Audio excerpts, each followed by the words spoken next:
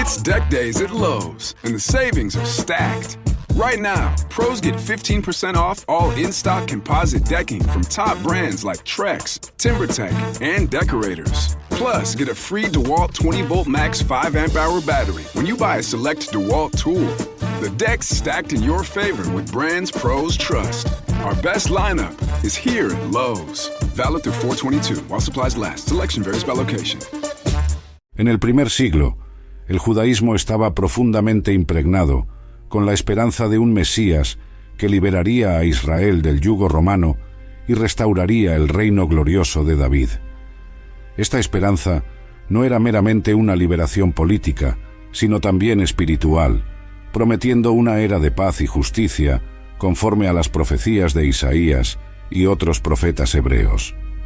Dentro de este contexto, surgieron diversos movimientos mesiánicos, pero lo que diferenció al cristianismo de los demás fue la alegación de que Jesús de Nazaret, un predicador itinerante de Galilea, era el Mesías prometido. El pueblo, sofocado por los altos impuestos y la opresión del Imperio Romano, esperaba ansiosamente la llegada del Mesías que los profetas hebreos habían prometido. La profecía de Isaías, que hablaba de un Salvador que traería justicia y liberación al pueblo, estaba siempre en los labios de las personas. Dentro de ese clima de expectativa, Jesús de Nazaret comenzó a llamar la atención. Jesús nació en Belén, creció en Nazaret y comenzó su ministerio público alrededor de los 30 años. Era diferente de los líderes y predicadores de la época. No solo hablaba, sino que también demostraba su poder a través de milagros y señales. El ciego volvía a ver, el paralítico andaba y los leprosos eran curados. Las multitudes comenzaron a seguir a Jesús a donde quiera que él fuera, pendientes de cada palabra que decía. Lo que realmente hacía que Jesús se destacara no eran solo los milagros, sino la forma como los realizaba y lo que enseñaba. Hablaba de un reino que no era de este mundo, un reino de paz, amor y justicia, donde los últimos serían los primeros, y donde servir no era una humillación, sino un honor. Este mensaje tocaba profundamente el corazón de las personas, cansadas de la injusticia y de la opresión romana. Jesús enseñaba mediante parábolas, que eran historias simples de la vida cotidiana que todos podían entender, pero que llevaban verdades profundas sobre Dios y su reino. En una de sus parábolas más famosas, la del Hijo Pródigo, mostró la naturaleza perdonadora y acogedora de Dios, contrastando drásticamente con la imagen distante y punitiva que muchos tenían de Dios. El crecimiento del número de seguidores de Jesús, sin embargo, comenzó a incomodar tanto a las autoridades religiosas judías como a los romanos. Los líderes judíos, que veían en Jesús una amenaza al statu quo y a la estabilidad de su poder bajo la ocupación romana, comenzaron a tramar contra él. Por otro lado, los romanos veían cualquier movimiento popular como una posible revuelta. En ese escenario, la última semana de Jesús en Jerusalén se convirtió en decisiva. Entrando en la ciudad montado en un burro, Jesús cumplió otra profecía mesiánica y fue recibido con hosanas y palmas, una señal clara de que el pueblo lo veía como el Mesías que liberaría a Israel. Sin embargo, su mensaje de un reino espiritual y no terrenal desilusionó a muchos que esperaban un líder que los lideraría en una revuelta contra los romanos. En los días que siguieron, Jesús intensificó sus enseñanzas y realizó actos simbólicos poderosos, como la limpieza del templo, mostrando su autoridad y desafiando directamente la corrupción y la hipocresía de los líderes religiosos de la época. Cada acto de Jesús, cada palabra, parecía sellar su destino, mientras caminaba valientemente hacia el enfrentamiento final que sabía que estaba llegando. El jueves, conocido posteriormente como el Jueves Santo, Jesús se reunió con sus discípulos para la celebración de la Pascua, un momento repleto de significado y tradición. Durante la comida, Jesús instituyó lo que hoy conocemos como la Santa Cena, entregando su cuerpo y sangre simbólicamente mediante el pan y el vino. Sabía que su hora estaba cerca y preparaba a sus discípulos para lo que vendría, enfatizando la importancia del sacrificio y del servicio. A través de este gesto, Jesús redefinió completamente el concepto de liberación y salvación. Hablaba de un sacrificio que sería la verdadera liberación, no de la opresión romana, sino de la esclavitud del pecado. Enseñaba que la verdadera paz y justicia vendrían a través del amor y el perdón, y no por las armas o la violencia. Tras la cena, Jesús llevó a sus discípulos al Getsemaní. Allí, enfrentó la angustia de saber lo que vendría a seguir, orando fervientemente mientras luchaba con el peso inminente de su crucifixión. Incluso en medio de la agonía, se mantuvo fiel a la voluntad del Padre, demostrando una obediencia y una entrega que serían el ejemplo supremo para todos sus seguidores. Aún esa noche, mientras la ciudad dormía, Judas Iscariote, uno de los 12, guió a los soldados hasta Jesús, entregándolo con un beso. Este acto de traición marcó el inicio del fin del ministerio terrenal de Jesús. Fue arrestado y llevado rápidamente a un juicio lleno de ilegalidades ante los líderes religiosos, que buscaban desesperadamente una acusación que pudiera justificar su ejecución. Durante el juicio, Jesús mantuvo un silencio digno, respondiendo solo cuando directamente cuestionado. Sus respuestas, llenas de verdad y autoridad, solo sirvieron para inflamar aún más la ira de quienes lo juzgaban. Transferido de un gobernante a otro, de Herodes a Pilatos, Jesús se encontró en el centro de un juego político y religioso, donde la justicia humana falló repetidamente en reconocer su inocencia. Finalmente, Pilatos, buscando apaciguar a la multitud y evitar un motín, cedió a sus exigencias. Jesús fue condenado a morir en la cruz, una forma de ejecución reservada para los peores criminales. Su crucifixión no fue solo un evento trágico, sino también un cumplimiento de profecías y un acto que cambiaría la historia para siempre.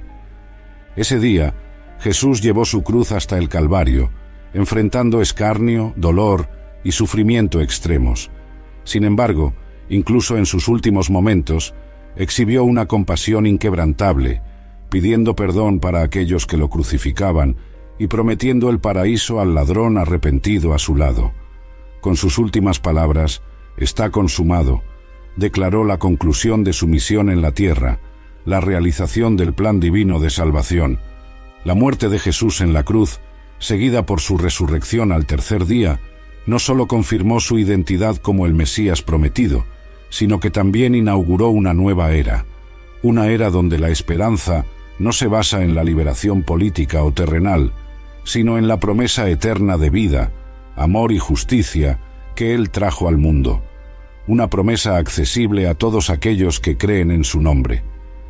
Tras la ascensión de Jesús, que fue un momento trascendente presenciado por los discípulos, estos se sintieron profundamente impulsados a difundir las buenas nuevas que Jesús les había confiado. Jerusalén, vibrante y diversa, se convirtió en el corazón de la naciente comunidad cristiana. Allí, en el bullicio de sus calles y plazas, los apóstoles comenzaron a predicar con un coraje renovado, impulsados por el Espíritu Santo que recibieron en Pentecostés. En ese escenario, emerge la figura de Pablo de Tarso, inicialmente uno de los más fervorosos perseguidores de los seguidores de Cristo. La conversión de Pablo, sin embargo, es uno de los episodios más dramáticos y transformadores de los comienzos del cristianismo. Mientras viajaba hacia Damasco con el propósito de arrestar más cristianos, Pablo fue derribado de su caballo por una luz cegadora y oyó la voz de Jesús preguntando: «Pablo, Pablo, ¿por qué me persigues?». Aquella experiencia mística no solo cambió su corazón, sino que redirigió su propósito de vida. Transformado de perseguidor en proclamador, Pablo asumió la misión de llevar el Evangelio a los gentiles, lo que lo llevó a emprender varios viajes a través del vasto Mediterráneo. Visitó comunidades en las regiones de Asia Menor, Grecia y finalmente Roma, plantando iglesias, enseñando y debatiendo en las sinagogas y en los espacios públicos. Sus epístolas, enviadas a las comunidades que fundó o visitó, forman una parte significativa del Nuevo Testamento y siguen siendo una fuente de orientación teológica, moral y espiritual. Los viajes de Pablo no fueron fáciles. Enfrentó naufragios, prisiones, flagelaciones y mucha oposición tanto de judíos como de paganos que veían en el cristianismo una amenaza a sus modos tradicionales de vida y adoración. Sin embargo, su resiliencia y dedicación inquebrantables ayudaron a establecer una red de comunidades cristianas interconectadas que compartían una fe común en Cristo. El viaje de Pablo lo llevó a Roma, el corazón del imperio y un centro vital para la futura expansión del cristianismo. En Roma, incluso bajo custodia, Pablo continuó predicando y enseñando. Su eventual martirio, decapitado según la tradición, selló su testimonio y fortaleció la resolución de los cristianos primitivos. Este período de expansión inicial fue crucial, pues no se trataba solo de aumentar el número de creyentes, sino de solidificar una comprensión de lo que significaba seguir a Jesús. Las iglesias que Pablo ayudó a fundar se convirtieron en faros de esperanza y centros de enseñanza, a partir de los cuales el Evangelio continuaría expandiéndose, atravesando fronteras y trascendiendo culturas. Gracias a estos esfuerzos pioneros, fundamentados en las enseñanzas y el sacrificio de Jesús, el cristianismo estaba firmemente en camino de convertirse en una fe global. Los cristianos enfrentaron diversas olas de persecución, inicialmente por los líderes judíos y posteriormente por el Estado romano. Estas persecuciones se intensificaron bajo emperadores como Nerón y Diocleciano. Sin embargo, paradójicamente, las persecuciones también fortalecieron la unidad y la identidad de la comunidad cristiana, ejemplificada por la veneración de los mártires, que eran vistos como ejemplos supremos de fe y devoción. En esos tiempos turbulentos, la fe de los cristianos fue puesta a prueba de maneras que desafiaban la propia vida. Bajo el gobierno de Nerón, alrededor del año 64 después de Cristo, un gran incendio devastó Roma. Nerón, buscando un chivo expiatorio para desviar la atención de sí mismo, acusó a los cristianos de haber iniciado el incendio. Esto desencadenó una ola brutal de persecuciones. Los cristianos fueron capturados, torturados y muertos de formas horribles. Algunos eran vestidos con pieles de animales y lanzados para ser desgarrados por perros, mientras que otros eran crucificados o quemados vivos, sirviendo de antorchas humanas en los jardines del emperador durante la noche. A pesar del terror y la brutalidad de esos actos, la persecución no logró extinguir la llama del cristianismo. Al contrario, la fe de los mártires servía como testimonio poderoso de la verdad del Evangelio. La valentía con que enfrentaban la muerte, muchas veces cantando himnos o rezando por sus perseguidores, dejaba una impresión indeleble, tanto en los cristianos como en los no cristianos que presenciaban esos eventos. Cuando Diocleciano subió al poder a finales del siglo 300, las persecuciones alcanzaron un nuevo nivel de oficialidad y sistematización. Diocleciano lanzó una serie de edictos que tenían como objetivo erradicar completamente el cristianismo del Imperio Romano. Las iglesias fueron destruidas, las escrituras sagradas quemadas, y todos los ciudadanos eran obligados a realizar sacrificios a los dioses romanos. Aquellos que se negaban enfrentaban la ejecución o eran enviados a trabajos forzados en las minas, donde muchos morían debido a las condiciones deshumanas. Sin embargo, incluso ante estas adversidades extremas, la comunidad cristiana encontraba maneras de mantenerse unida y fortalecida. Las redes de apoyo formadas en ese período eran esenciales, no solo para la supervivencia física, sino también para la preservación de la fe y de las enseñanzas de Jesús. La sangre de los mártires, frecuentemente citada como la semilla de la Iglesia, demostró ser un fundamento sobre el cual la Iglesia continuó creciendo y expandiéndose. Además, la persecución tuvo un efecto paradójico de purificar y fortalecer la Iglesia. Muchos veían en las pruebas una forma de compartir los sufrimientos de Cristo, y eso daba un nuevo significado a su sufrimiento. La perseverancia en la fe, incluso bajo la amenaza de la muerte, atraía a más personas que veían en los cristianos un ejemplo de integridad y devoción inquebrantables. Tras la muerte de Diocleciano y con la ascensión de Constantino, quien promulgó el Edicto de Milán en 313, concediendo tolerancia religiosa a los cristianos, la Iglesia pudo finalmente respirar aliviada. La persecución había, de hecho, fortalecido la Iglesia, uniéndola de maneras que solo las dificultades compartidas pueden hacer. Y ahora, con la libertad de practicar su fe abiertamente, la Iglesia estaba lista para entrar en una nueva fase de su historia, esparciendo el mensaje del Evangelio con renovado vigor y pasión. Durante este período, se llevaron a cabo intensos debates teológicos que buscaban definir y clarificar la doctrina cristiana frente a interpretaciones divergentes, como el gnosticismo y el arrianismo. Concilios eclesiásticos, como los de Nicea en 325, fueron convocados para establecer un consenso doctrinal y formular credos que unificaran la creencia. Paralelamente, se comenzó a formar el canon de las Escrituras cristianas, que eventualmente se consolidó en la forma de la Biblia, como se conoce hoy. En este período crítico, los líderes de la Iglesia enfrentaron el desafío monumental de preservar la esencia de las enseñanzas de Cristo, mientras diversas corrientes de pensamiento buscaban reinterpretar esas verdades a su manera.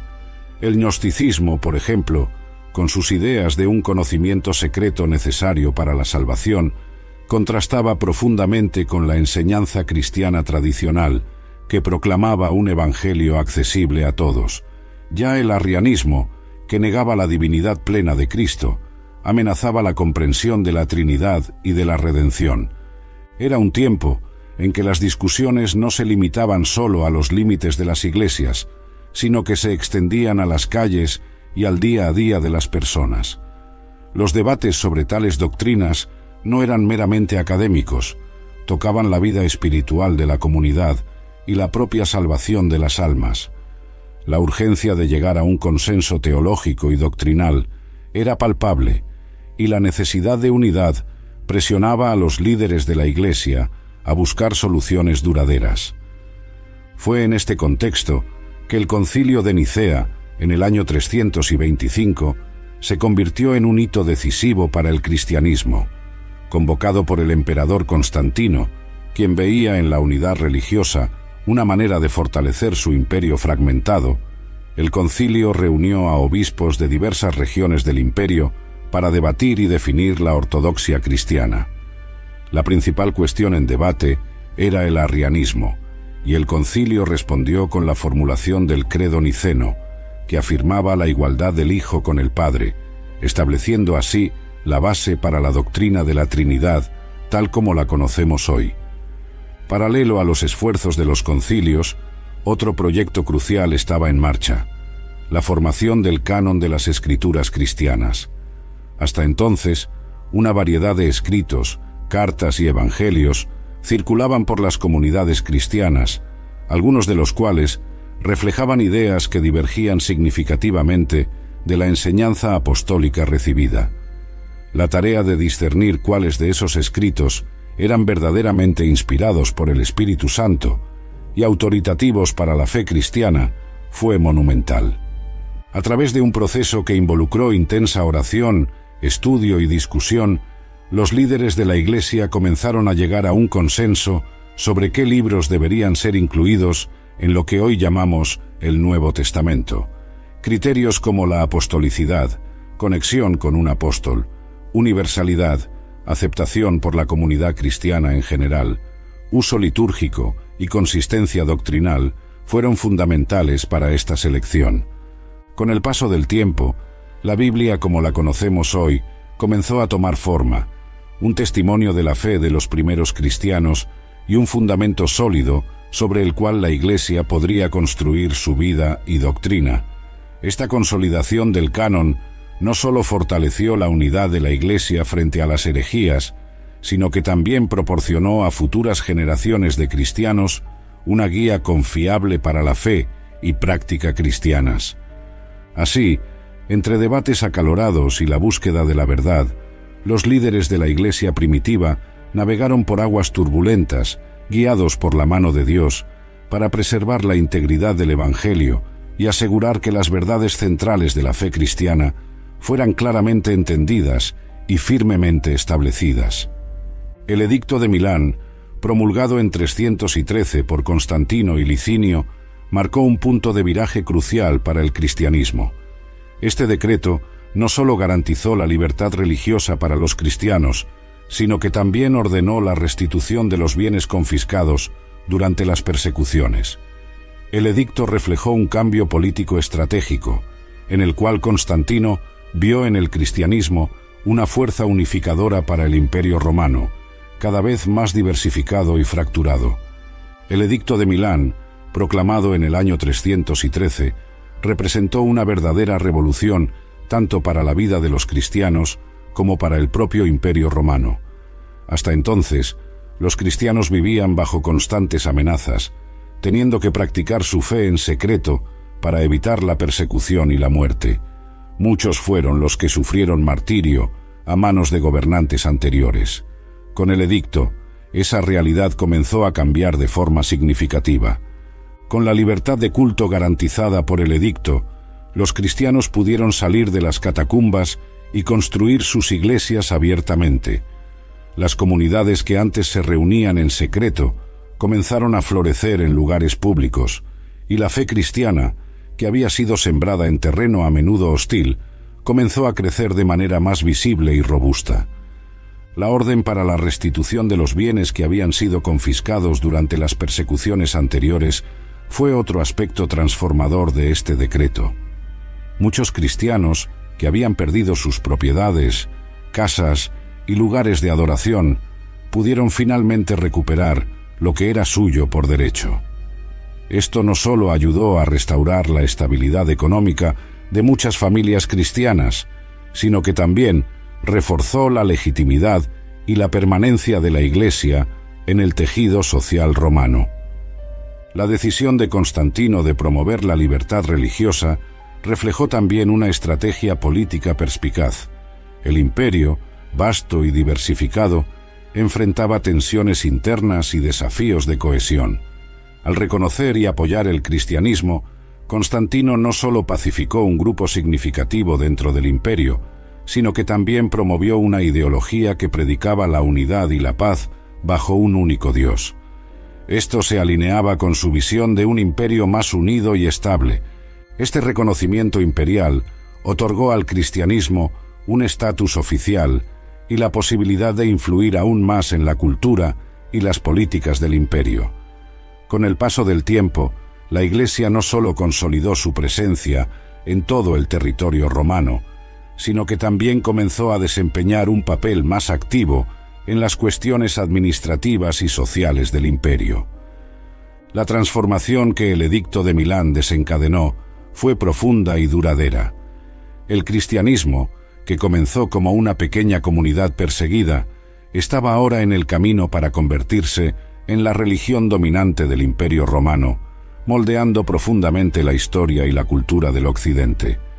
Con la libertad de culto asegurada, la Iglesia pudo organizarse, expandirse e influir de manera significativa en el curso de la historia. Constantino no solo puso fin a las persecuciones a los cristianos, sino que también comenzó a favorecer a la Iglesia cristiana con privilegios y apoyo sustancial. Intervino en cuestiones teológicas, como en el caso del arrianismo, y convocó el primer concilio de Nicea para resolver estas disputas y promover la unidad. Su conversión al cristianismo y su patrocinio efectivo transformaron la Iglesia en una institución poderosa y centralizada, integrada a la estructura del Estado romano. La conversión de Constantino al cristianismo no solo cambió la trayectoria personal del emperador, sino que también redefinió el papel de la Iglesia dentro del vasto imperio romano. Al adoptar el cristianismo como su fe personal y posteriormente promoverlo entre sus súbditos, Constantino inició una nueva era de entrelazamiento entre el poder secular y el religioso. La decisión de Constantino de intervenir en cuestiones teológicas demostró ser un momento decisivo en la historia de la Iglesia. Al enfrentar el arrianismo, que negaba la divinidad plena de Cristo y que ganaba fuerza en diversas regiones del imperio, Constantino no solo lidiaba con una cuestión de fe, sino también con una cuestión de orden y unidad imperial. El arrianismo estaba causando divisiones profundas dentro de la comunidad cristiana, lo que podría llevar a conflictos que comprometerían la estabilidad del imperio. Así, al convocar el primer concilio de Nicea en el año 325, Constantino no solo buscaba una solución teológica al problema, sino que también reforzaba la idea de un imperio unido bajo una única fe cristiana ortodoxa. El concilio de Nicea, por lo tanto, fue un hito, no solo religioso, sino también político. Bajo la supervisión directa de Constantino, los obispos debatieron y finalmente formularon el Credo de Nicea, que estableció las bases de la doctrina cristiana sobre la naturaleza de Cristo. Este credo no solo rechazaba el arrianismo, sino que también afirmaba la creencia en la Trinidad, Padre, Hijo y Espíritu Santo, como tres personas distintas, pero una única esencia divina. Este fue un paso crucial para consolidar la doctrina cristiana, de manera que apoyara la unidad y la estabilidad del imperio. Con Constantino, la Iglesia también comenzó a recibir privilegios antes inimaginables, dotó a la Iglesia de propiedades, concedió exención de impuestos al clero y financió la construcción de grandiosas basílicas, como la Basílica de San Pedro en Roma y la Iglesia del Santo Sepulcro en Jerusalén. Estas acciones no solo fortalecieron la infraestructura física de la Iglesia, sino que también elevaron su estatus social y político dentro del imperio. Estos desarrollos marcaron una transformación en la percepción del cristianismo, de una religión perseguida a la fe dominante del Imperio Romano. La Iglesia, antes marginalizada y frecuentemente reprimida, ahora se encontraba en el corazón del poder imperial. Esto trajo nuevos desafíos y responsabilidades, pues la Iglesia tuvo que navegar su nueva posición de influencia, manteniendo la fidelidad a sus principios y enseñanzas fundadores. El patrocinio de Constantino transformó la Iglesia en una institución centralizada y poderosa, integrada no solo a la estructura del Estado romano, sino también al corazón de la vida política y social del imperio. Esta nueva realidad preparó el escenario para futuros desarrollos en la historia de la Iglesia y del cristianismo, marcando el inicio de una era en la que el poder religioso y el secular a menudo se encontraban entrelazados, para bien y para mal. Bajo Constantino y sus sucesores, la estructura de la Iglesia se volvió más jerárquica, modelada parcialmente en las estructuras administrativas romanas. Los obispos en ciudades importantes como Roma, Antioquía, Alejandría y Constantinopla ganaron más autoridad, eventualmente evolucionando hacia el sistema patriarcal. Constantino también inició la construcción de grandes basílicas, como la Basílica de San Pedro en el Vaticano y la Iglesia del Santo Sepulcro en Jerusalén, que se convirtieron en centros de peregrinación y adoración. La reorganización de la Iglesia bajo el emperador Constantino y sus sucesores trajo una nueva era para el cristianismo, donde la estructura de la Iglesia comenzó a reflejar cierta formalidad y orden que eran características del Imperio Romano. La jerarquía que se formó no fue solo una imposición de arriba hacia abajo, respondió a las necesidades de una Iglesia que estaba creciendo rápidamente y se expandía por vastas regiones geográficas. Los obispos de ciudades clave como Roma, Antioquía, Alejandría y Constantinopla asumieron roles más significativos dentro de la Iglesia. Estas ciudades eran centros de gran influencia política y cultural, y los obispos de estas sedes comenzaron a ser vistos no solo como líderes espirituales, sino también como importantes administradores eclesiásticos. La autoridad de estos obispos creció y comenzaron a desempeñar un papel crucial en la mediación entre la Iglesia y el Estado, además de supervisar las actividades de la Iglesia en sus respectivas regiones. Esta evolución condujo a lo que llamamos sistema patriarcal, donde los obispos de estas grandes ciudades, más tarde conocidos como patriarcas, ejercían autoridad sobre vastas áreas, orientando no solo cuestiones de fe, sino también de práctica litúrgica y gobernanza eclesiástica. Esto ayudó a mantener la unidad doctrinal y litúrgica en un imperio diversificado, donde variadas tradiciones y culturas podrían fácilmente haber llevado a una fragmentación de la fe. Además de fortalecer la jerarquía eclesiástica, Constantino fue también un gran patrocinador de la construcción de iglesias. La iniciativa de construir grandes basílicas fue tanto una demostración de fe personal como una manera de legitimar el cristianismo como la religión del imperio. La Basílica de San Pedro en el Vaticano y la Iglesia del Santo Sepulcro en Jerusalén son solo dos ejemplos de proyectos que él patrocinó. Estos lugares, cargados de significado religioso e histórico, rápidamente se convirtieron en centros de peregrinación, atrayendo fieles de todo el imperio que venían a orar, reflexionar y conectarse con la historia sagrada. La construcción de estas basílicas también fue simbólica de la transición del cristianismo al corazón cultural y espiritual del Imperio Romano. Los edificios eran imponentes y magníficos, comparables a los mayores templos paganos, y servían como un claro signo de que el cristianismo ya no era una religión marginada, sino una fe central en la vida del imperio. Así, bajo la influencia de Constantino, la Iglesia no solo se afirmó como una institución centralizada y jerárquica, sino que también asumió un papel destacado en el escenario público y político del imperio.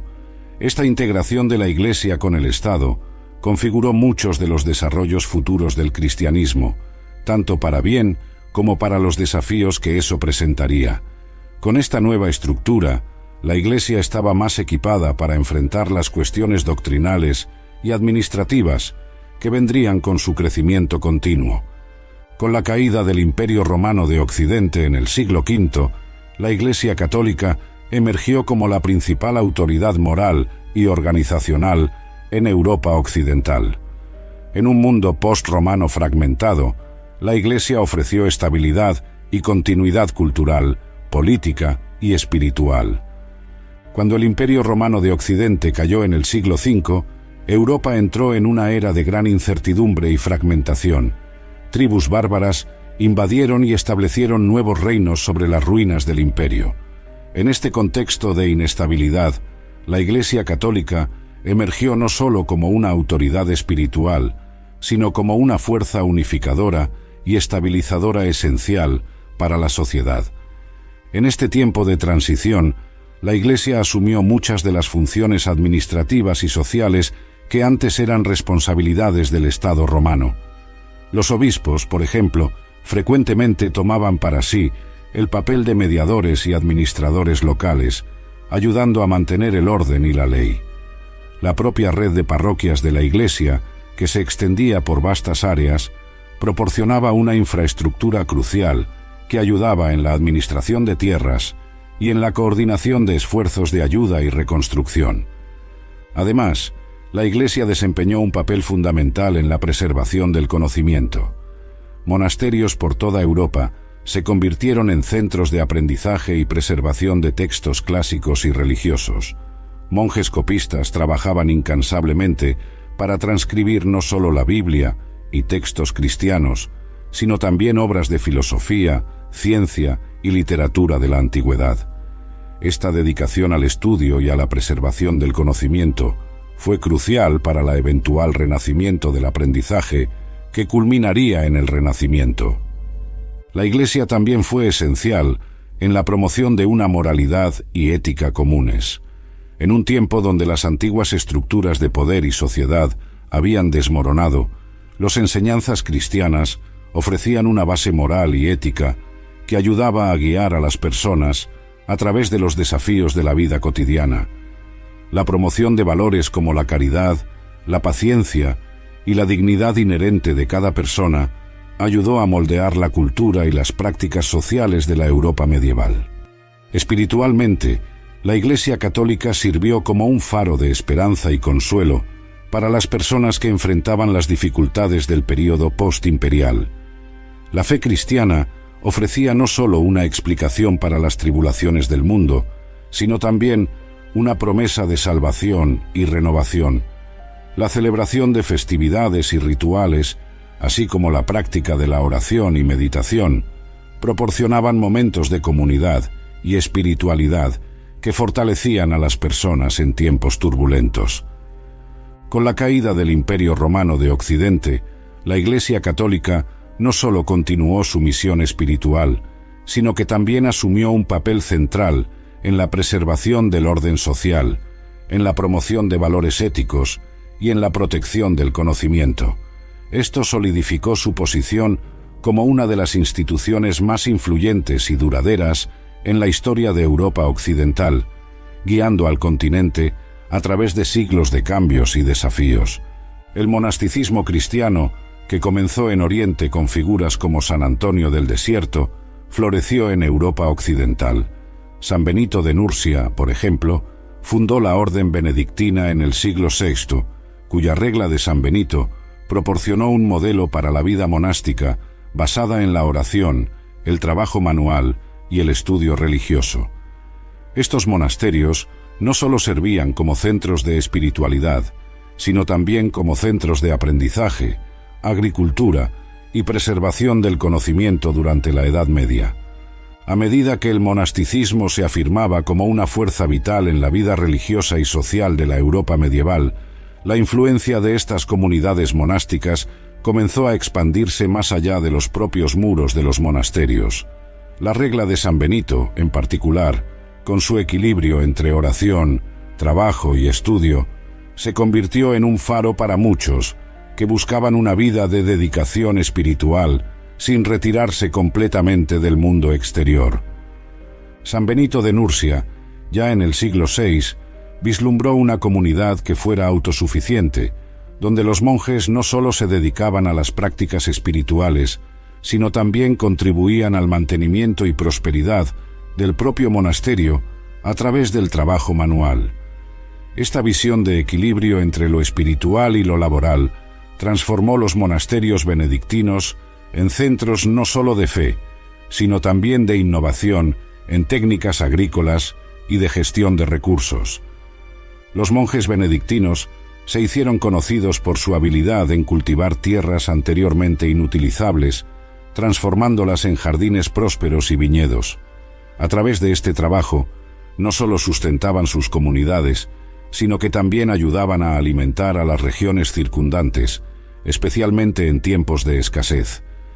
Esta contribución hacía que los monasterios fueran esenciales para la economía local y fortalecían los lazos con la comunidad laica.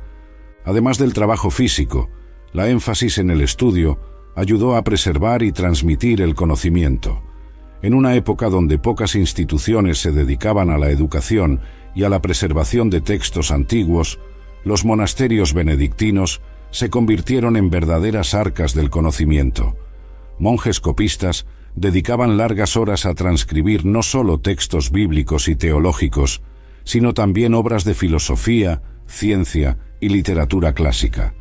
Esta actividad preservativa fue crucial durante períodos de inestabilidad política y social, cuando muchos documentos y libros podrían haber sido perdidos para siempre. Los monasterios también eran lugares de innovación tecnológica. Muchos monjes se dedicaban al perfeccionamiento de herramientas agrícolas y técnicas de construcción. Sus contribuciones incluían el desarrollo de molinos de agua y viento, que mejoraban la eficiencia de la molienda de granos y otros procesos esenciales para la comunidad. Espiritualmente, los monasterios ofrecían un refugio de paz y meditación. Eran lugares donde las personas podían retirarse del tumulto del mundo para renovar su fe y espiritualidad. Muchos laicos visitaban los monasterios para participar en retiros espirituales, buscando orientación y consuelo en las enseñanzas de los monjes. El monasticismo benedictino no solo proporcionó un modelo de vida comunitaria y espiritual, sino que también se convirtió en una pieza central en la maquinaria social y económica de la Edad Media. A través de su compromiso con la oración, el trabajo y el estudio, los monjes benedictinos ayudaron a moldear el curso de la historia europea, ofreciendo estabilidad en tiempos turbulentos y preservando el conocimiento para futuras generaciones. Las cruzadas, iniciadas a finales del siglo XI, fueron campañas militares ostensiblemente destinadas a retomar Jerusalén y otros lugares sagrados de manos musulmanas. Más allá del impacto religioso, las cruzadas tuvieron significativas consecuencias económicas, políticas y culturales, aumentando el contacto entre Oriente y Occidente. La Inquisición, por otro lado, fue establecida para combatir la herejía dentro de Europa, marcando un período de fuerte control doctrinal y consolidación de la autoridad papal. Las cruzadas, que se extendieron por varias décadas comenzando a finales del siglo XI, representaron una época de intensa interacción y conflicto entre la cristiandad y el Islam. Estas expediciones, aunque impulsadas por un fervor religioso para recuperar la Tierra Santa de los musulmanes, acabaron por tener efectos que trascendían los límites espirituales y militares inicialmente imaginados. A lo largo de varias campañas, que variaron en éxito y fracaso, miles de europeos cruzaron continentes, enfrentando innumerables dificultades, desde enfermedades hasta ataques de fuerzas enemigas. Estos cruzados, muchos motivados por la promesa de indulgencias y por su propia salvación, entraron en contacto con culturas y tecnologías avanzadas del Medio Oriente. Los conocimientos adquiridos en estas interacciones incluían avances en medicina, matemáticas, astronomía e ingeniería. El contacto con Oriente también reintrodujo en Europa especias, sedas y otros bienes valiosos, alimentando el desarrollo del comercio y el crecimiento de ciudades comerciales en Europa. Económicamente, las cruzadas abrieron nuevas rutas de comercio y estimularon el desarrollo de una economía basada en el mercado en Europa, contribuyendo al declive del sistema feudal. Comerciantes y ciudades ganaron poder y riqueza, llevando al surgimiento de la clase media y al fortalecimiento de las monarquías nacionales, que comenzaron a surgir como poderes centrales en la política europea. Políticamente, las cruzadas ayudaron a consolidar el poder papal, pues los papas eran vistos como líderes espirituales de estas expediciones. No obstante, los fallos y las controversias asociadas a estas campañas también expusieron limitaciones y provocaron cuestionamientos sobre la autoridad e infalibilidad papal. Las relaciones entre cristianos de Oriente y de Occidente, particularmente con la Iglesia ortodoxa, fueron frecuentemente tensas y a veces hostiles, culminando en el saqueo de Constantinopla durante la Cuarta Cruzada, que dejó marcas profundas y duraderas. Culturalmente, el período de las cruzadas fue un catalizador para el Renacimiento que se seguiría siglos después. El contacto con las culturas islámica y bizantina proporcionó un nuevo flujo de conocimientos e inspiraciones artísticas que enriquecieron el patrimonio cultural europeo. Paralelamente, en Europa, la Inquisición fue establecida como una herramienta para combatir herejías que amenazaban la unidad y la pureza de la fe católica. Iniciada en el siglo XII, la Inquisición representó un intento de controlar las creencias religiosas y prácticas a través de un sistema judicial administrado por la Iglesia. Con el tiempo, esta práctica llevó al establecimiento de tribunales que juzgaban casos de desvíos doctrinales, usando frecuentemente métodos severos, incluyendo la tortura y la ejecución. La Inquisición, aunque apuntaba a preservar la ortodoxia cristiana, muchas veces resultó en abusos y persecuciones, marcando un período de miedo y represión que afectó la vida de muchos individuos y comunidades. Al mismo tiempo, fortaleció la autoridad papal al centralizar el control sobre la doctrina religiosa, configurando la dinámica de poder dentro de la Iglesia que persistiría por muchos siglos. Estos dos movimientos, las cruzadas y la Inquisición, aunque distintos en naturaleza y objetivos, reflejaron la complejidad y las contradicciones del cristianismo medieval europeo, mostrando cómo eventos fundamentados en motivaciones espirituales pueden tener amplias repercusiones sociales, políticas y culturales. La Edad Media también vio el desarrollo del escolasticismo, una metodología y sistema filosófico que buscaba reconciliar la fe cristiana con la lógica y la filosofía griega. Figuras como San Tomás de Aquino fueron fundamentales en este movimiento, que encontró su hogar en las universidades emergentes de Europa, como la Universidad de París y la Universidad de Oxford. Durante la Edad Media, Europa fue escenario de un renacimiento intelectual significativo, especialmente con el surgimiento del escolasticismo. Esta corriente de pensamiento, que floreció principalmente en los siglos XII y XIII, representó un intento profundo de armonizar la razón humana con la fe cristiana. La base de este movimiento era la creencia de que la verdad revelada en la Biblia y la verdad alcanzada a través de la razón lógica y la filosofía no solo eran compatibles, sino también complementarias. San Tomás de Aquino, uno de los pensadores más ilustres de esa era, fue pieza clave en este proceso de reconciliación. Utilizando las obras de Aristóteles, que fueron reintroducidas en Europa a través de traducciones del árabe, Aquino desarrolló una filosofía que procuraba explicar las verdades cristianas a través de un método racional y sistemático. Su obra más conocida, la Suma Teológica, es un extenso tratado que busca explicar y defender las enseñanzas de la Iglesia mediante la utilización de argumentos lógicos y filosóficos. Aquino argumentaba que la fe y la razón, lejos de ser enemigas, son dos vías que llevan a la verdad, y que la razón puede ayudar a profundizar la comprensión y la apreciación de las verdades de la fe. Esta nueva forma de pensamiento encontró terreno fértil en las universidades que comenzaban a surgir por toda Europa, como la Universidad de París y la Universidad de Oxford. Estas instituciones se convirtieron en centros de estudio y debate, donde el escolasticismo podía ser enseñado y discutido libremente. Las universidades atraían estudiantes de toda Europa, que buscaban no solo conocimiento religioso, sino también una formación en lógica, metafísica, medicina y otras ciencias, todas vistas como partes de un todo integrado que ayudaba a explicar y a glorificar la creación de Dios. En las universidades, la enseñanza se realizaba a través de lecturas y disputas, un método donde un profesor o un estudiante presentaba una cuestión, seguida de argumentos y contraargumentos.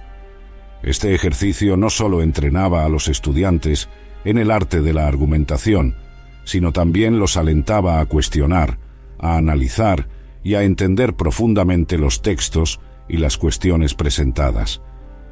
La contribución del escolasticismo fue inmensa no solo para la teología, sino también para el desarrollo del pensamiento crítico en Occidente.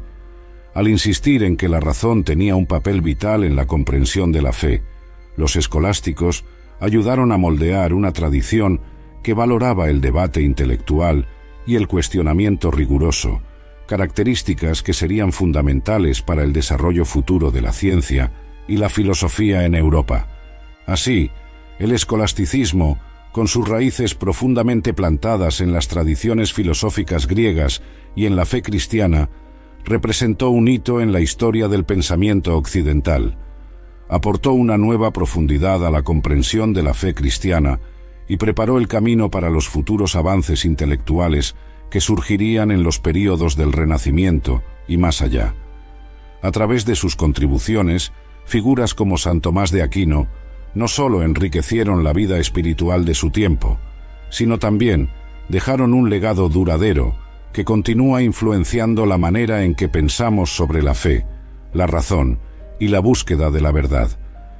En 1517, Martín Lutero, un monje y profesor de teología en la Universidad de Wittenberg, Alemania, publicó las 95 Tesis, criticando la venta de indulgencias y otras prácticas de la Iglesia Católica que consideraba corruptas.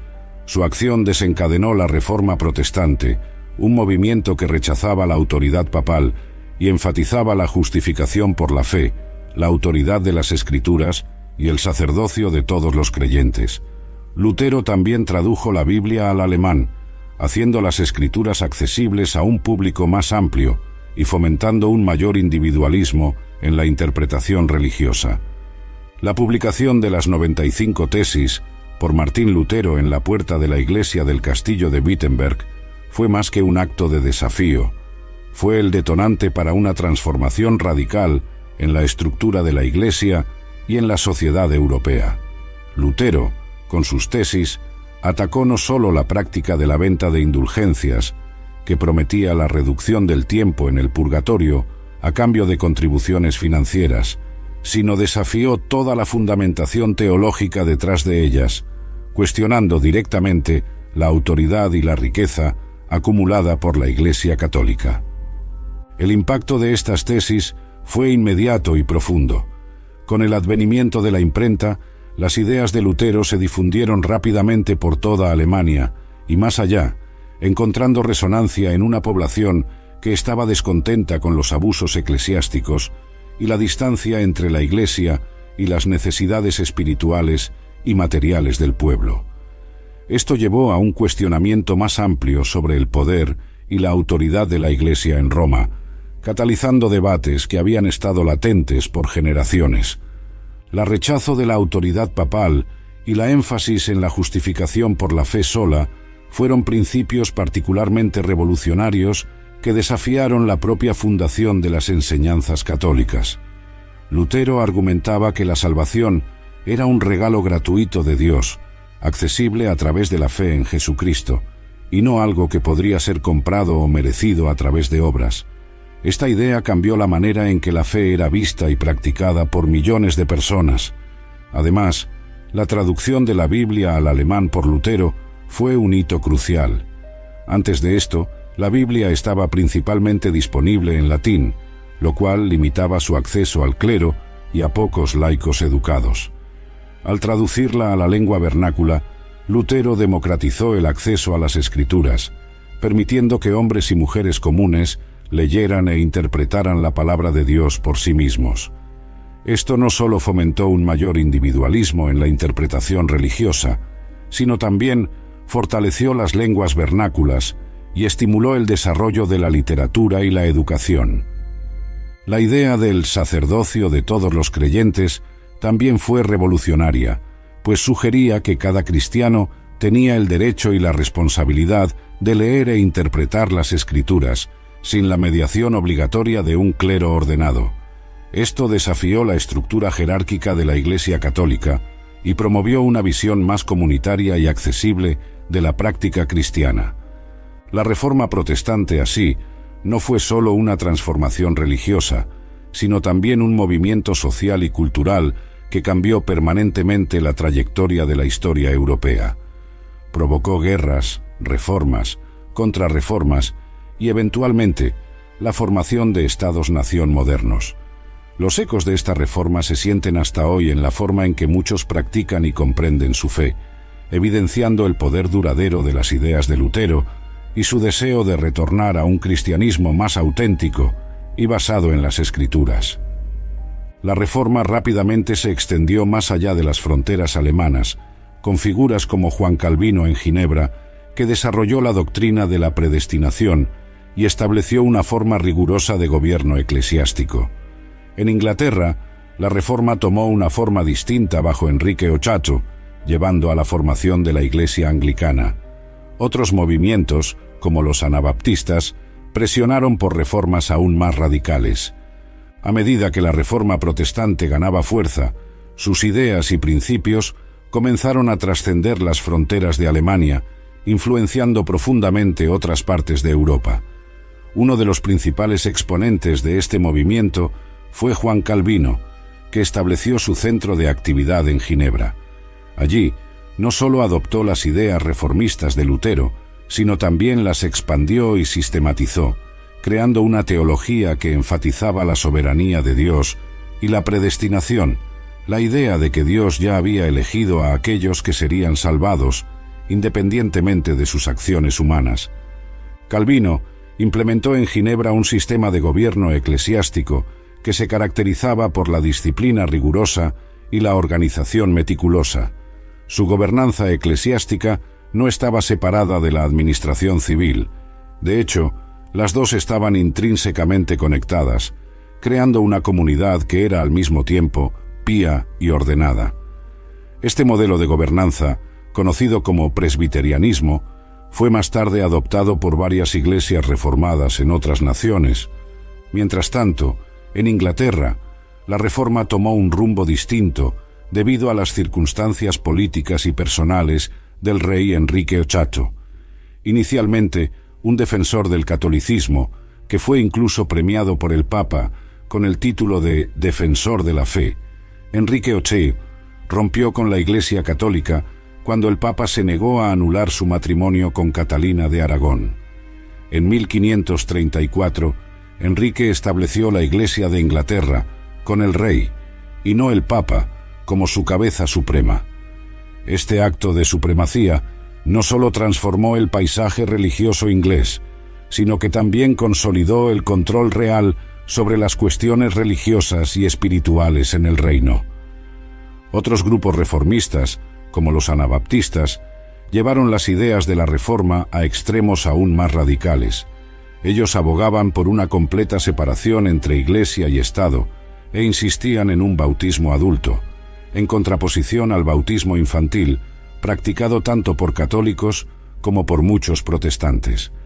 Estos movimientos radicales, aunque nunca alcanzaron la corriente principal de la Reforma, destacaron la diversidad de interpretaciones y prácticas que emergieron durante este período de intensa transformación religiosa.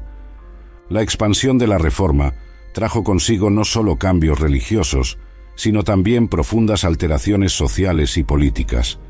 Los principios reformistas desafiaron la autoridad establecida y promovieron el desarrollo de un nuevo orden que enfatizaba los valores individuales de lectura de la Biblia y interpretación personal, lo que, a su vez, incentivó el crecimiento de la alfabetización y cambios en las estructuras de poder. Esta ola de cambios reformistas por toda Europa demostró cómo las ideas religiosas podrían influenciar profundamente todos los aspectos de la vida, desde la gobernanza política hasta las prácticas sociales y la cultura. La Reforma, en sus muchas manifestaciones, no solo reformuló el paisaje religioso de Europa, sino que también dejó un legado duradero que continuó influyendo en la historia mundial en muchos siglos siguientes. En respuesta a la Reforma, la Iglesia Católica inició un movimiento de reforma interna conocido como la Contrarreforma. El Concilio de Trento, 1545 a 1563, aclaró la doctrina católica, reformó la liturgia y mejoró la educación del clero. La formación de nuevas órdenes religiosas, como los jesuitas, liderados por Ignacio de Loyola, revitalizó la misión católica con nuevas estrategias educativas y evangelizadoras. El período de la Contrarreforma fue una respuesta directa y necesaria de la Iglesia Católica a las críticas y desafíos planteados por la Reforma protestante. Reconociendo la necesidad de abordar ciertas prácticas que habían llevado a la insatisfacción generalizada, la Iglesia se propuso una profunda revisión interna. El Concilio de Trento, iniciado en 1545 y extendiéndose hasta 1563, se convirtió en el símbolo de esta era de renovación y redefinición. Durante las sesiones del concilio, que reunieron a los líderes eclesiásticos más influyentes de la época, se tomaron decisiones fundamentales para la reformulación de varias prácticas de la Iglesia. Una de las primeras medidas fue la clarificación de la doctrina católica. Frente a las interpretaciones divergentes promovidas por los reformadores protestantes, el concilio reafirmó doctrinas clave como la transubstanciación en la Eucaristía, la importancia de los sacramentos para la salvación y la veneración de los santos y de las reliquias, todas fundamentadas en una interpretación rigurosa de las Escrituras y de las tradiciones de la Iglesia. La reforma de la liturgia también fue una prioridad, buscando hacerla más digna y centrada en lo sagrado. Se establecieron normas más estrictas para la celebración de la misa y otros ritos, para asegurar que reflejaran la reverencia debida al culto divino y fueran uniformes en todo el mundo católico, consolidando así la identidad y cohesión de la Iglesia. Además, una de las contribuciones más significativas del concilio fue en el campo de la educación clerical. Reconociendo que muchos de los problemas percibidos en la Iglesia eran debido a la falta de preparación adecuada del clero, se fundaron seminarios para el entrenamiento sistemático de futuros sacerdotes. En estos seminarios, los candidatos al sacerdocio recibirían una educación tanto teológica como pastoral, preparándolos mejor para atender a las necesidades espirituales de sus fieles. Paralelamente al Concilio de Trento, surgió la Compañía de Jesús, o los jesuitas, fundada por Ignacio de Loyola. Los jesuitas rápidamente se convirtieron en la fuerza punta de lanza de la renovación católica, gracias a su riguroso entrenamiento académico y espiritual. Se dedicaron no solo a la predicación y la conversión, sino también al establecimiento de escuelas y universidades en toda Europa y en regiones misioneras alrededor del mundo. El enfoque en la educación permitió que la orden influenciara profundamente a las generaciones futuras, fortaleciendo los principios católicos en medio de una población cada vez más educada. Los jesuitas también se destacaron por su labor misionera fuera de Europa, llevando el catolicismo a Asia, África y las Américas. Sus misiones no solo expandieron la geografía de la Iglesia católica, sino que también enriquecieron la Iglesia con nuevas culturas y perspectivas, mostrando una Iglesia universal en un sentido verdaderamente global.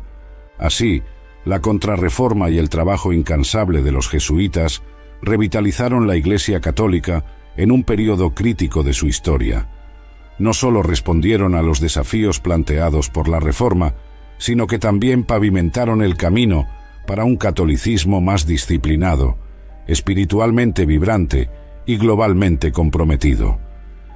El iluminismo fue un movimiento intelectual que emergió en Europa en el siglo XVIII, enfatizando la razón, la ciencia y el humanismo, muchas veces en detrimento de las autoridades tradicionales, incluyendo la Iglesia. Pensadores como Voltaire y Kant cuestionaron la doctrina religiosa y propusieron una moralidad basada en la razón en lugar de la fe. Esto llevó a una tensión entre la religión y las nuevas filosofías seculares. El iluminismo, que marcó profundamente el siglo XVIII en Europa, representó una era de cuestionamientos y cambios significativos en las formas de pensar y entender el mundo. El movimiento fue caracterizado por una fuerte valorización de la razón humana como la principal fuente de conocimiento y autoridad, desafiando las estructuras establecidas que hasta entonces eran dominadas por la tradición y la fe. Esta época vio a filósofos como Voltaire e Immanuel Kant elevar la ciencia y la lógica como herramientas para entender el universo y resolver problemas humanos, poniendo en tela de juicio muchos de los principios que la Iglesia defendía. Voltaire, con su agudo sentido crítico, atacó frecuentemente a la Iglesia católica, denunciando lo que él veía como corrupción e intolerancia. Sus obras, repletas de ironía, defendían la libertad de expresión y criticaban la censura y el control eclesiástico sobre el pensamiento y la ciencia. Immanuel Kant, por su parte, propuso que la razón pura debería ser la guía para el discernimiento moral, independientemente de las escrituras o las tradiciones religiosas. Con su imperativo categórico, Kant argumentaba que las acciones humanas deberían ser guiadas por principios universales, determinados por la razón, que fueran aplicables a todos los seres racionales. Esta aproximación racionalista a la ética marcó un desplazamiento significativo de la moralidad, basada en dogmas religiosos, a una fundamentada en la autonomía y la dignidad humana. Esta nueva énfasis en la razón y en el cuestionamiento científico comenzó a minar la autoridad de la Iglesia, que por siglos había sido la principal fuente de conocimiento sobre el mundo natural y espiritual. El iluminismo incentivó el desarrollo de un pensamiento más secular y la búsqueda de explicaciones naturales para fenómenos que anteriormente eran atribuidos a la intervención divina. Esto llevó al desarrollo de varias ciencias naturales y sociales que empezaron a formar la base para nuestra comprensión moderna del mundo. La tensión entre la religión y el pensamiento iluminista también influyó en el desarrollo político en Europa. Las ideas de gobernanza, basadas en la razón y en el consentimiento de los gobernados, comenzaron a desafiar las monarquías absolutistas, que muchas veces eran justificadas por la doctrina del derecho divino. La idea de que los gobiernos deberían ser responsables ante el pueblo y justificar sus acciones a través de la lógica y la razón, y no solo por la fe o la tradición, fue uno de los factores que impulsaron revoluciones, como la francesa y la americana. Esta era de intensa actividad intelectual, y cambio no solo transformó el panorama cultural y científico de Europa, sino también reformuló el papel de la religión en la sociedad.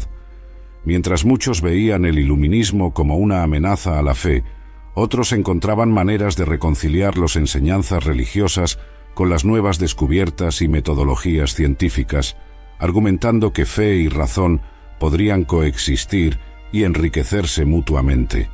Este diálogo entre fe y razón continuaría evolucionando y moldeando el pensamiento occidental en los siglos siguientes, demostrando la complejidad y la dinámica de las interacciones entre la religión y la filosofía emergente del iluminismo. Durante este período, las revoluciones americana y francesa desafiaron aún más el papel tradicional de la religión en la sociedad, promoviendo ideales de libertad e igualdad que en ocasiones entraban en conflicto directo con la autoridad eclesiástica. Sin embargo, estas revoluciones también abrieron camino para el surgimiento de movimientos religiosos que enfatizaban el libre albedrío y la igualdad ante Dios. En las turbulencias del final del siglo XVIII, las revoluciones americana y francesa representaron puntos de inflexión significativos no solo en el contexto político, sino también en el religioso. Estos movimientos revolucionarios cuestionaron profundamente las estructuras de poder establecidas, incluyendo el papel tradicional de las iglesias, que a menudo estaban entrelazadas con los regímenes monárquicos y autoritarios. En la Revolución Americana, que comenzó en 1775, la búsqueda de libertad incluyó también la libertad religiosa.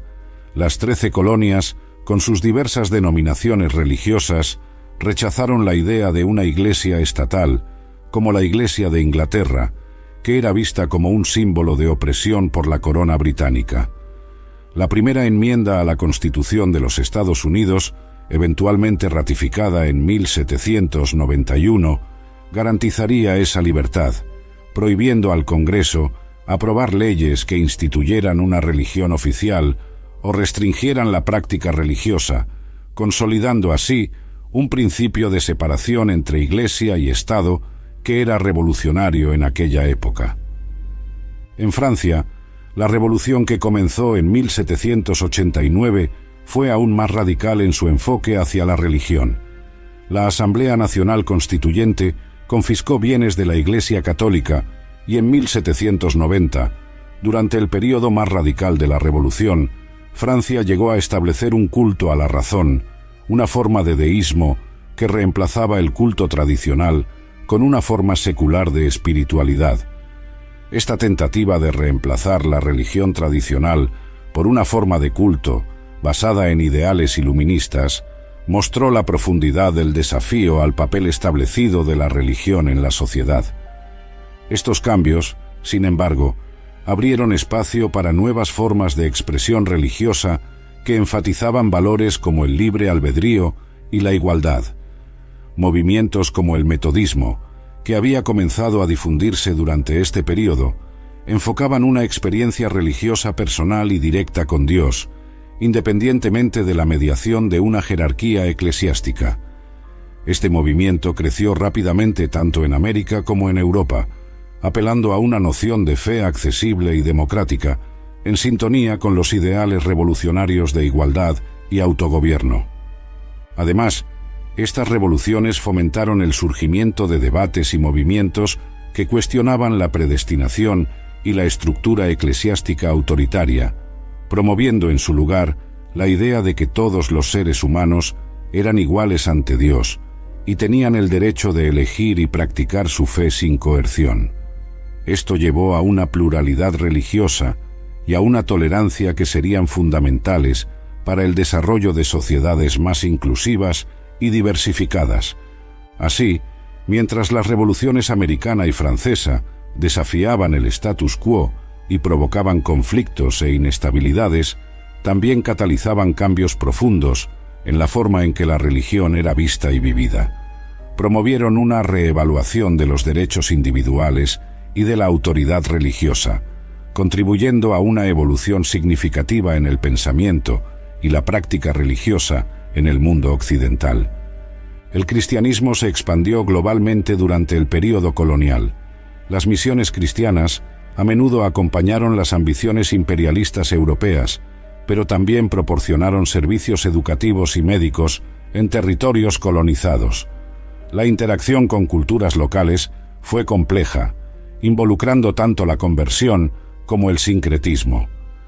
A medida que las potencias europeas expandían sus imperios alrededor del mundo, misioneros cristianos frecuentemente acompañaban a los colonizadores, trayendo consigo el mensaje del Evangelio. Este período, marcado por una profunda transformación en los continentes de África, Asia y Américas, vio una interacción cultural y espiritual intensa entre europeos y los pueblos indígenas de estas regiones. Los misioneros estaban a menudo en la vanguardia de los esfuerzos para educar y prestar asistencia médica a las poblaciones locales. Establecían escuelas y hospitales que no solo servían para aliviar las necesidades inmediatas de las comunidades, sino también como medios de difusión de las enseñanzas cristianas. Estas instituciones se convirtieron en puntos de interacción entre culturas muy diferentes, donde valores y conocimientos eran intercambiados. No obstante, la misión cristiana no estaba exenta de complejidades y controversias. Mientras algunos misioneros se dedicaban genuinamente al bienestar de las poblaciones locales, en otros casos, la misión estaba intrínsecamente ligada a los objetivos coloniales de las potencias europeas. En este contexto, la conversión religiosa a menudo iba de la mano con la asimilación cultural forzada, donde las tradiciones locales eran desalentadas o incluso reprimidas en favor de los costumbres europeos. Además, el fenómeno del sincretismo religioso comenzó a emerger como una característica distintiva de estas interacciones. En muchos casos, los pueblos indígenas adoptaban elementos del cristianismo, mezclándolos con sus propias creencias y prácticas religiosas. Este proceso de fusión creó nuevas formas religiosas únicas que, aunque enraizadas en el cristianismo, también reflejaban las tradiciones espirituales locales. Por ejemplo, en América Latina, imágenes y santos católicos fueron frecuentemente sincretizados con divinidades indígenas, resultando en una práctica religiosa vibrante y diversificada que continúa caracterizando la espiritualidad de la región hasta hoy. Esta dinámica entre conversión y sincretismo ilustra la complejidad de la expansión global del cristianismo durante el período colonial. No fue un proceso de simple trasplante de una religión de una parte del mundo a otra. Fue, en cambio, un proceso de encuentro, conflicto y, a veces, de reconciliación entre diferentes visiones del mundo. Al reflexionar sobre esta época, es importante reconocer tanto los aspectos positivos como los negativos de la misión cristiana. Por un lado, la expansión del cristianismo trajo educación y servicios médicos a comunidades que, de otra manera, podrían no haber tenido acceso a estos recursos. Por otro lado, esta expansión también implicó desafíos significativos, incluyendo la erosión de culturas locales y la imposición de una estructura religiosa que no siempre fue recibida de manera voluntaria. El legado de la expansión cristiana durante el período colonial es un testimonio de la compleja interacción entre fe, cultura y poder. Es un recordatorio de la responsabilidad que viene con la difusión de creencias y prácticas, así como de la capacidad humana de adaptar y redefinir la fe en nuevos contextos culturales. El siglo XX vio un esfuerzo significativo para la unidad entre diferentes denominaciones cristianas, con eventos como el Concilio Vaticano II, 1962 a 1965, modernizando la Iglesia Católica y promoviendo el diálogo ecuménico. La globalización aumentó la interconexión entre las comunidades cristianas de diferentes partes del mundo, reflejando una diversidad mayor en la práctica religiosa. En el siglo XX, la Iglesia enfrentó desafíos y oportunidades que moldearon profundamente su estructura y su papel en la sociedad global. Con la realización del Concilio Vaticano II entre 1962 y 1965, la Iglesia Católica dio pasos significativos para adaptarse a los tiempos modernos, reflexionando sobre su doctrina, liturgia y su papel en el mundo contemporáneo. Este concilio no fue solo un hito para los católicos, también estimuló un movimiento más amplio hacia el ecumenismo, que buscaba la unidad entre las diversas denominaciones cristianas. Este período de apertura y diálogo fue crucial. Las iglesias reconocieron que, a pesar de las diferencias doctrinales, existía una misión común que podría unir a todos los cristianos. Iniciativas como la formación del Consejo Mundial de Iglesias, que reúne a diversas denominaciones protestantes, ortodoxas y anglicanas, ganaron fuerza y promovieron conferencias y encuentros que apuntaban no solo a discutir teología, sino también a abordar cuestiones sociales y morales urgentes que afectaban a fieles alrededor del mundo. La globalización del siglo XX también tuvo un impacto profundo en la manera como las comunidades cristianas interactuaban entre sí. Con el avance de los medios de transporte y comunicación, se facilitó mucho más para los cristianos de diferentes partes del mundo conectarse, compartir experiencias y desafíos y apoyarse mutuamente. Las misiones cristianas, tradicionalmente vistas como esfuerzos del Occidente hacia el resto del mundo, comenzaron a ver una participación más activa y recíproca de cristianos de naciones en desarrollo. Esta interconexión trajo una rica diversidad a la práctica religiosa. Comunidades cristianas de diferentes culturas trajeron nuevas formas de adoración, diferentes estilos musicales y nuevas interpretaciones teológicas, enriqueciendo la tapestría del cristianismo global. Por ejemplo, la música gospel africana y los ritmos latinoamericanos encontraron espacio en las liturgias tradicionales europeas y norteamericanas, demostrando la dinámica intercultural del culto cristiano contemporáneo. La promesa del Concilio Vaticano II y del movimiento ecuménico fue más allá de resolver divergencias teológicas. Buscaban responder a cuestiones globales como la paz, la justicia social y los derechos humanos, posicionando la Iglesia como una voz activa contra la opresión y la pobreza. Iglesias de todo el mundo comenzaron a trabajar no solo por la salvación espiritual, sino también por el bienestar físico y social de las comunidades, reforzando la enseñanza bíblica de que la fe debe ser acompañada por acciones concretas de amor y servicio. Así, el siglo XX marcó una era de renovación y redescubrimiento para el cristianismo, una época en que la Iglesia se esforzó por mantener su relevancia en un mundo en rápida cambio, al mismo tiempo que buscaba la unidad entre la diversidad cada vez mayor de sus fieles. Estos esfuerzos no solo fortalecieron la Iglesia, sino que también ayudaron a moldear un mundo más interconectado y cooperativo.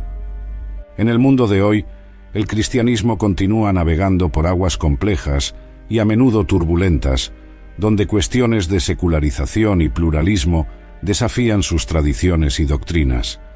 La creciente diversidad de creencias y estilos de vida dentro de las sociedades modernas presenta tanto desafíos como oportunidades para la Iglesia, obligándola a repensar y reevaluar sus respuestas a cuestiones éticas y morales contemporáneas.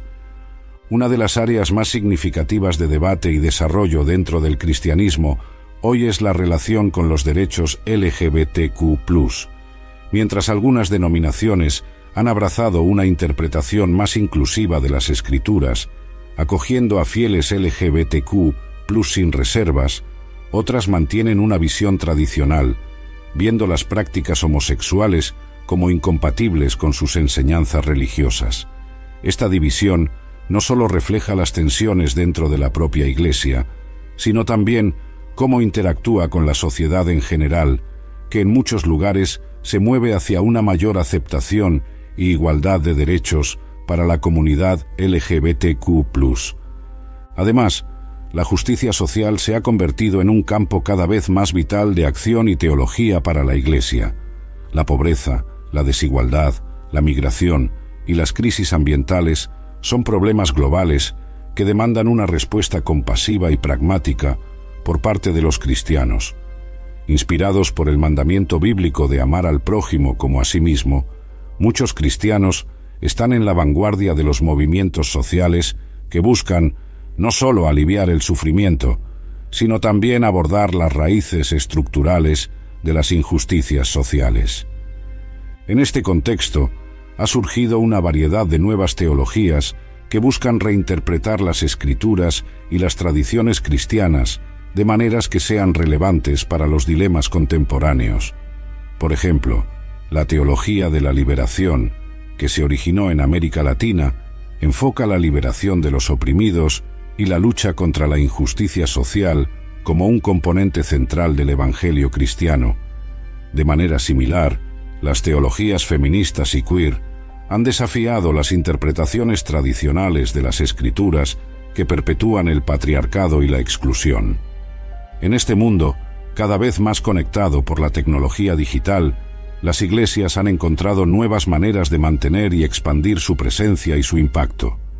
La transición a plataformas digitales no es solo una respuesta a la modernidad, sino una expansión del campo misionero, donde las barreras físicas se vuelven menos definitorias del alcance del mensaje del Evangelio. Los servicios de culto en línea, por ejemplo, se han convertido en una práctica regular para muchas congregaciones. En momentos como el de la pandemia de COVID-19, esta modalidad permitió que los fieles continuaran participando en encuentros de adoración sin salir de sus casas, garantizando la seguridad y el bienestar de la comunidad. Pero más allá de las circunstancias extraordinarias, los cultos en línea ofrecen una opción accesible para aquellos que, por razones de salud, geografía o compromisos, no pueden estar físicamente presentes en la iglesia. Las aplicaciones de oración son otra innovación que ha enriquecido la vida espiritual de muchos creyentes. Ofrecen devocionales diarios, lecturas bíblicas y recordatorios de oración que ayudan a los usuarios a mantener una práctica espiritual regular. Además, muchas de estas aplicaciones cuentan con funcionalidades interactivas, permitiendo que los usuarios compartan peticiones de oración y se apoyen unos a otros en comunidad, fortaleciendo los lazos de fe, incluso virtualmente. Las plataformas de redes sociales, a su vez, se han transformado en espacios vitales para el diálogo, la educación religiosa y la evangelización. A través de vídeos, podcasts y publicaciones, las verdades del Evangelio se comparten y discuten a escala global. Pastores y líderes religiosos utilizan estas plataformas para alcanzar no solo a sus miembros locales, sino también a personas de todo el mundo que pueden nunca haber entrado en una iglesia. Estas herramientas digitales también han permitido una mayor inclusión y accesibilidad. Personas con discapacidades, por ejemplo, que pueden encontrar desafíos en la accesibilidad física a las iglesias, ahora tienen la oportunidad de participar plenamente de las actividades y servicios a través de alternativas digitales. Además, la facilidad de acceso a la información y a la enseñanza religiosa a través de Internet ha democratizado el aprendizaje y profundizado el entendimiento teológico de muchos fieles. Es claro que la digitalización de la fe también trae desafíos, especialmente en lo que respecta a la seguridad de la información y a la mantención de una comunidad cohesiva. La experiencia comunitaria, que es central a la vida de la Iglesia, puede ser difícil de replicar en línea, y existe el riesgo de que la tecnología pueda, paradójicamente, llevar al aislamiento. Por ello, muchas iglesias están buscando equilibrar el uso de estas herramientas con la necesidad de encuentros personales y comunión física, reconociendo que la tecnología es un complemento, no un sustituto para la experiencia de la fe compartida en comunidad. Así, la incorporación de la tecnología en la práctica religiosa no es solo una adaptación a un mundo en cambio, sino una extensión del compromiso de la Iglesia de ser luz en el mundo, utilizando todos los recursos disponibles para transmitir la esperanza y la salvación que encontramos en Cristo. El crecimiento del cristianismo en el sur global especialmente en África subsahariana y partes de Asia, está remodelando el centro de gravedad del cristianismo. Las iglesias en estas regiones están volviéndose más influyentes, con estilos de culto vibrantes y enfáticas, predicaciones sobre cuestiones sociales y espirituales, reflejando una dinámica más global y diversificada de la fe. A medida que el mundo sigue enfrentando cambios rápidos, tecnológicos, ambientales, sociales, el cristianismo probablemente continuará adaptando sus prácticas y teologías para mantener relevancia. La innovación en cómo la fe es vivida y practicada será crucial para atender a una población global cada vez más diversificada y conectada. Las iglesias cristianas están cada vez más involucradas en cuestiones de justicia global, como la desigualdad económica, el cambio climático y la migración. La lideranza y defensa en cuestiones éticas y de derechos humanos serán vitales para el testimonio de la fe cristiana en un mundo enfrentando crisis e injusticias complejas. Las tendencias futuras pueden ver una renovada énfasis en la espiritualidad personal y prácticas contemplativas como respuesta a las búsquedas por significado en un mundo complejo. Formas más diversificadas e inclusivas de adoración y comunidad pueden emerger a medida que las iglesias buscan atender a las necesidades espirituales de una población global diversa. A medida que miramos hacia el futuro, el cristianismo, al igual que otras tradiciones religiosas, enfrenta tanto desafíos como oportunidades únicas que podrían definir su papel en el siglo XXI y más allá. La creciente diversidad religiosa y cultural del mundo globalizado ha incentivado al cristianismo a intensificar los esfuerzos de diálogo interreligioso y ecuménico. El objetivo es promover la comprensión y la cooperación entre diferentes tradiciones religiosas, buscando la paz mundial y la resolución de conflictos. El movimiento ecuménico, particularmente, busca superar las divisiones históricas entre las denominaciones cristianas para enfrentar juntos los desafíos sociales y espirituales del mundo contemporáneo. A medida que el cristianismo avanza en el siglo XXI, enfrenta una serie de desafíos globales que ponen a prueba su adaptabilidad y relevancia.